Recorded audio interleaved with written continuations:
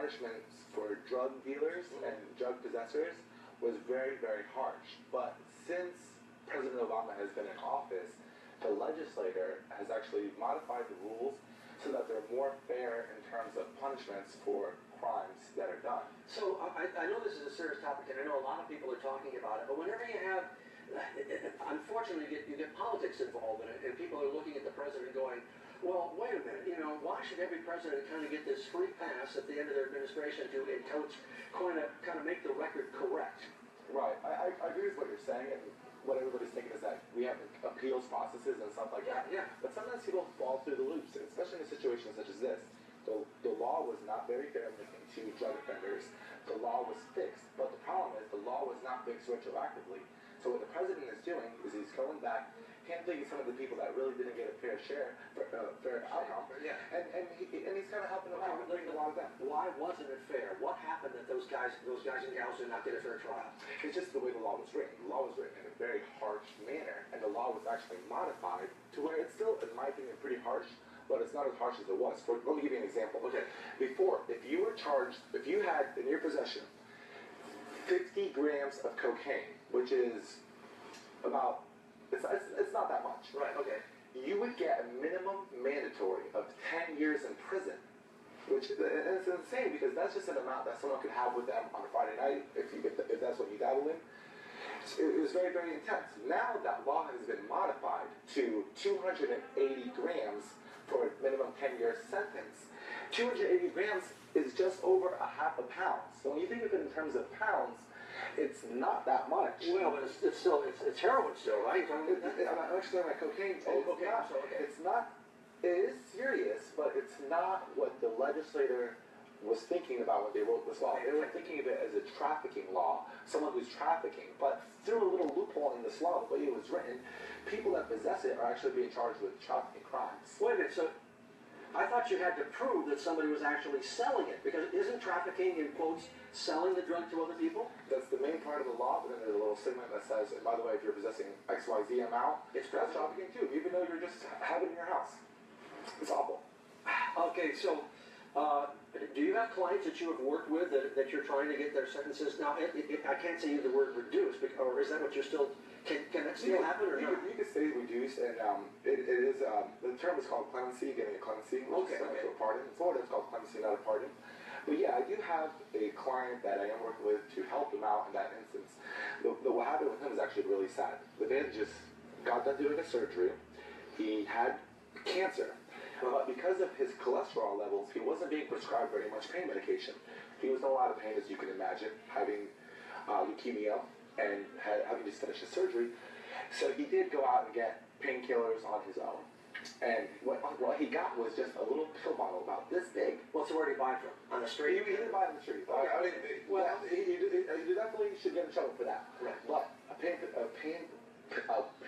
that big got him 3 years minimum mandatory of prison for possession. He was charged with trafficking, even though he wasn't distributing along state lines, which we would imagine someone would get when they're trafficking. I think something like that is definitely a candidate. Now, stepping back just a little bit, we know that a lot of cities and towns and counties have basically said, we are no longer going to prosecute people for small amounts of marijuana. Right. Is this kind of like some of the, in quotes, rectification of the law to try to make it a little bit more realistic about what people are doing in society today? Yeah, you're definitely seeing that all over, especially on the state level. You haven't seen it on the federal level yet, and maybe that's why Barack Obama is getting involved, because the federal legislation hasn't done anything. They've done zip about helping out small amounts of marijuana. But on the local level, cities, states, they're decriminalizing marijuana in many instances. Now, again, I'm not trying to make excuses for people that use drugs, period. But do you think because sometimes the rules of what's legal and what's not legal are kind of mishmash, they get mixed up, that people don't realize either the seriousness of what they're doing or the fact that, hey, by the way, if you do that drug even one time, this could, you could put in jail 5-10 years. Right, yeah, no, that's pretty serious. I have a lot of clients that tell me, marijuana's going to be decriminalized soon. Why am I getting in trouble for this? And the problem is that it's criminal now, and you can't do it now. Once it's decriminalized, go ahead and have some marijuana, but for now it's criminal. Okay, we mentioned the legislature. Do you know any moves or any of the lawmakers that are planning on trying to address some of these issues on a statewide level or not? No, not that I know, but I do know that our legislator in the state has actually passed a law to get it on the state ballots for this year. So on this year's ballots, people will be able to vote on medical marijuana. And the cool thing is that Pam Bondi said that if the voters do approve it, she's not going to fight it like she was going to do. But is marijuana? But mostly what we're talking about with some of these pardons wasn't with marijuana. Most of it was more serious stuff. Like cocaine and stuff like that. So more serious stuff. How do you still keep it, though, so that people understand that this is against the law, the stuff that they're doing? Well, the thing is that the law very adequately addresses persons. I think the only flaw is this trafficking law that punishes people for having possession of the drugs rather than trafficking.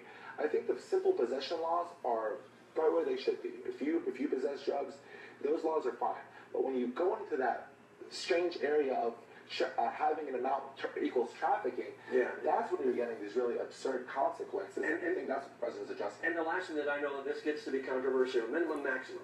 The reason that we've had minimum to maximum is because there was a fear that people were committing crimes and getting away with it and not really having a strong enough sentence. Minimum maximum still good or not? I'm going to answer that in twofold. Minimum maximums do have their positive because they had the legislator telling the judge, this is the minimum you could give them, this is the maximum you can give them, which is good for many instances. But the cool thing about judges and our judicial branch is that they oftentimes hear what's going on, they hear the person's side of the story. It's not just a law being applied to facts, it's a person thinking about what's going on. But when you tie their hands with minimum maximums, you pretty much don't let the judge choose. So the judge has no choice but to give you this minimum, or the judge has no choice to give you this maximum. If he thinks it's more serious, he can't go more than what the legislature. Even when there are what they call extenuating circumstances, where a judge can write a letter requesting that he go below or above, but that typically doesn't happen.